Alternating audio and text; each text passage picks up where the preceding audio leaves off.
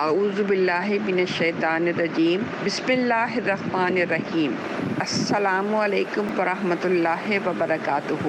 رسول اللہ صلی اللہ علیہ وآلہ وسلم کے پاس ایک شخص آتا ہے اور اپنے والد کی شکایت کرتا ہے کہ میرے باپ نے میرا مال لے لیا۔ تو آپ صلی اللہ علیہ وسلم نے فرمایا کہ جا اپنے والد کو بلا کر لاؤ۔ اسی وقت جبرائیل امین آئے اور رسول اللہ سے کہا جب اس کا باپ آ جائے تو اس سے پوچھیے کہ وہ کیا کلمات ہیں جو کہ اس نے دل میں کہے ہیں۔ خود اس سے کانوں نے بھی ان کلمات کو نہیں سنا ہے۔ چنانچہ جب یہ شخص اپنے والد کو لے کر پہنچا تو آپ نے اس کے والد سے کہا کیا بات ہے کہ آپ کا بیٹا آپ کی شکایت کرتا ہے۔ والد نے عرض کیا آپ اسی سے پوچھیں، میں اس کی پھپھی، خالہ یا اپنے نفس کے سوا بھلا کہاں خرچ کرتا ہوں۔ رسول اللہ نے فرمایا، جس کا مطلب یہ تھا بس حقیقت معلوم ہو گئی، اب اور کچھ کہنے اور سننے کی ضرورت نہیں ہے۔ رسول اللہ سمجھ گئے کہ کیا مسئلہ ہے۔ اس کے بعد والد سے دریافت کیا کہ وہ کیا کلمات ہیں جن کو ابھی تک خود تمہارے کانوں نے بھی نہیں سنا۔ تو والد نے کہا کہ یا رسول اللہ، ہر معاملے میں اللہ تعالیٰ آپ پر ہمارا ایمان و یقین بڑھا دیتے ہیں۔ یہ بہت بڑا معجزہ ہے کہ جن کلمات کو میں نے صرف دل کے اندر یاد ہی کیا تھا، آپ کو ان کلمات کی خبر ہو گئی۔ تو خیر رسول اللہ نے پوچھا کہ بتاؤ تم نے کیا کلمات کہے تھے؟ تو اس نے کہا کہ یہ چند اشعار تھے جو کہ میرے دماغ کے اندر آئے تھے، جن کا ترجمہ یہ ہے، میں نے تجھے بچپن میں غذا دی اور جوان ہونے کے بعد بھی تمہاری ذمہ داری اٹھائی، تمہارا سب کھانا پینا میری ہی کمائی سے تھا۔ دوسرا مصرع ہے، جب کسی رات میں تمہیں کوئی بیماری پیش آ گئی تو میں نے تمام رات تمہاری بیماری کے سبب بیداری اور بے قراری میں گزاری۔ تیسرا جملہ یہ تھا، گویا کہ تمہاری بیماری مجھے ہی لگی ہے، تمہیں نہیں، جس کی وجہ سے تمام شب میں روتا رہا، میرا دل تمہاری ہلاکت سے ڈرتا رہا، حالانکہ میں جانتا تھا کہ موت کا ایک دن مقرر ہے۔ پھر جب تم اس عمر اور اس حد تک پہنچ گئے جس کی کہ میں تمنا کیا کرتا تھا تو تم نے میرا بدلہ سختی اور سخت کلامی بنا دیا، گویا کہ تم ہی مجھ پر احسان و انعام کر رہے ہو۔ کاش اگر تم سے میرے باپ ہونے کا حق ادا نہیں ہو سکتا تو کم از کم ایسا ہی کر لیتے جیسا کہ ایک شریف پڑوسی کیا کرتا ہے، تو کم از کم مجھے پڑوسی کا حق تو دیا ہوتا اور خود میرے ہی مال میں میرے حق میں بخل سے کام نہ لیا ہوتا۔ جب رسول اللہ صلی اللہ علیہ وسلم نے یہ اشعار باپ کے منہ سے سنے تو انہوں نے بیٹے کا گریبان پکڑ لیا اور فرمایا، جا